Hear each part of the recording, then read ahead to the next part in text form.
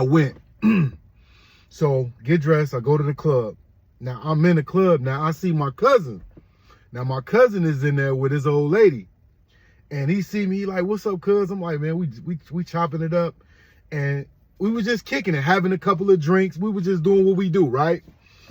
So then my cousin and his girl, I think his girl was ready to go. She was tired. And he was like, cuz, I'm about to go. Now, normally when we out and about, we leave. Like one leave, we all leave. We don't leave nobody behind. But this particular day, my cousin was like, hey, cuz, I'm about to leave. You know what I'm saying? I'm about to get up out of here. I was like, nah, go ahead, cuz. I'm good. It's all good. I brushed him off. He was like, you sure? I'm like, yeah, cuz, it's good. That was my first mistake. Now I'm in a packed club. It's 12:30, 1 o'clock in the morning. It's packed. I'm in this joint by myself. Now, knowing me, I can go anywhere. Go to any club, any bar, be by myself. I'm just one of them guys that I'm never by myself because I'm going to know somebody, right? So this one particular night, I'm in there by myself. So drinking, we having drinks, we kicking it. I'm by myself. Now, I'm like, dude, it's time to go. It's like 2 o'clock in the morning. I'm like, yeah, it's time to go. It's time for me to get up out of here now. It's getting late. So I goes outside of the club. I leave the club. It's some females right by the door. I'm see the females. You know, I'm had a couple drinks. You know, I'm trying to do my thing, right? I'm talking to the females. They talking to me back, whatever. So 3 dudes pull up outside of the club. They pull up on me. And they like, what up, homie? I'm like, yeah, what's good? What's popping? So they like, you good? And I don't know, in Chicago, they be like, you good? And when somebody in Chicago asks you, is you good? You straight? They ain't concerned about your well-being. They on something. They about to kick it off with you, right? It's about to go down. They like, you good? I'm like, yeah, I'm good. What's up? Y'all good? They like, yeah, we good. Now, mind you, I told you, when I go out, I always know somebody that's in the club. Now, thank God that 2 of my guys that I knew from the hood, they was there. They in the background. They watching the whole thing play out. So when they see the dudes pressing me, they kind of walk up. They snuck behind them. So me and the other dude, the leader, whoever he is, me and him, we talking, we going back and forth. One of my guys haul off and just punch dude. Boom! Hit him. All of a sudden, it's a brawl. We outside, we brawling. So I got the one dude on the ground. Me and him going at it. I'm you know what I'm saying? I'm hitting him. Boom. Now, mind you, when you fighting, everybody know when you fighting, your adrenaline is at an all-time high. You don't feel nothing. You just in survival mode. So I'm in survival mode. So we fighting. So now I'm not knowing that one of the guys that's with him is behind me while I'm fighting his homeboy. Not knowing the whole time this dude got a knife in his hand.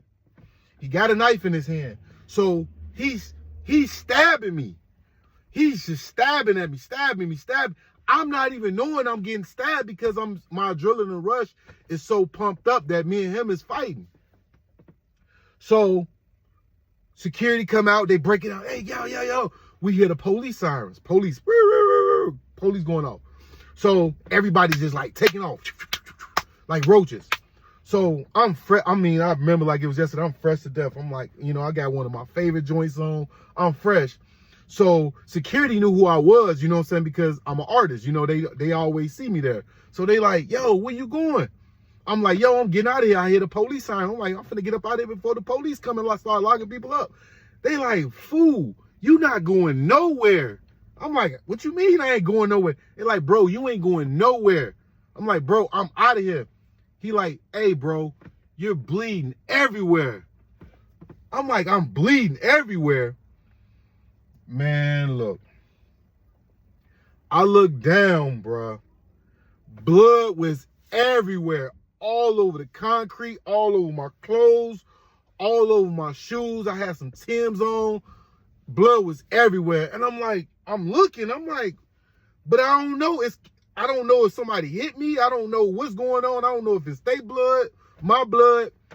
Security instantly grabbed me, rushed me back in the club. We go back in the club. I go to the bathroom.